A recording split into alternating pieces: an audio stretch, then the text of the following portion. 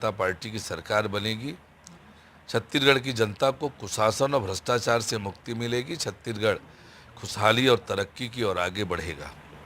अरुण जी, आज जब हम आपसे बात करें तो एक बड़ा फैसला एनआईए को लेकर भी सुप्रीम कोर्ट का आया है।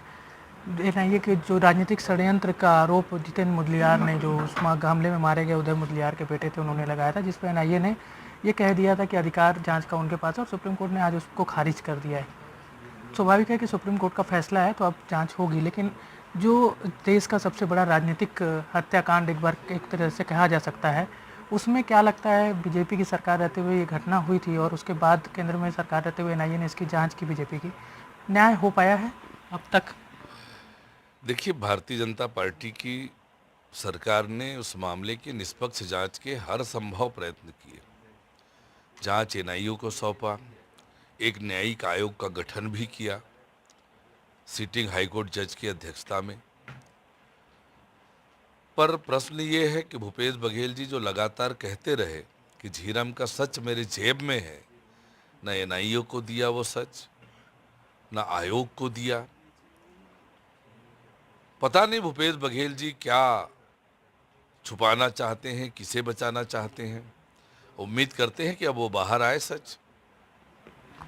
किसान जितना धान बेचने के लिए निकलना चाहिए वो नहीं निकल रहे हैं, कारण कुछ भी हो सकता है। आपको क्या लगता है कि किस पर भरोसा गया है किसानों का? 3200 की 3100 कर्ज माफी की बोनस? देखिए, किसानों ने देखा है कि कांग्रेस पार्टी हमेशा उनको ठगती है, धोखा देती है। 2018 के वायदे पूरे नहीं हुए, किसानों को एक हाथ से देकर दोनों हाथों से लूटा है कांग्रेस ने, और इसीलिए वो इंतजार कर रहे हैं 3 दिसंबर का कि भारतीय जनता पार्टी की सरकार बने और प्रति एकड़ 1000 रुपये अधिक किसानों को मिलने वाला है भारतीय जनता पार्टी के घोषणा पत्र के अनुरूप। तो उस योजना का वो लाभ उठाएं। 2 साल पुराना बोनस 25 दिसंबर को हमारी सरकार उन्हें देगी।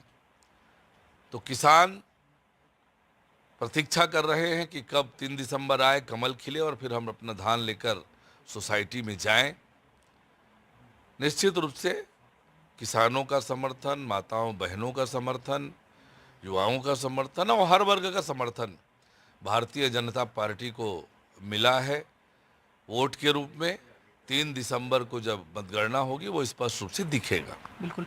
साहू जी, चुनाव के दौरान पूरे कई सारी सीटों से भीतरघात के भी शिकायतें आई। स्वाभाविक है कि पार्टी उस पर अपना जो भी नियम होगा उस पर कार्रवाई करेगी, लेकिन एक प्रत्याशी हैं वैशाली नगर के रिकेश सिंह, उनका एक वीडियो चुनाव के दौरान वायरल हुआ जिसमें वो कथित तौर पर एक बड़े नेताओं को भाजपा की सरकार रहते कमीशन कैसे पहुंचता है उसकी बात कहते उस वीडियो में नजर आए थे। अब उसकी वीडियो की सच्चाई कितनी है वो जांच का विषय, लेकिन क्या उस मामले में भी कोई संज्ञान पार्टी के आलाकमान को लेना है या ले रहे हैं? निश्चित रूप से किसी पार्टी में अनुशासनहीनता किसी भी कीमत पर बर्दाश्त नहीं होगी। निश्चित रूप से जो भी अनुशासनहीनता करेगा उस पर कड़ी कार्रवाई करेंगे। तो ये थे बीजेपी के प्रदेश अध्यक्ष अरुण साव।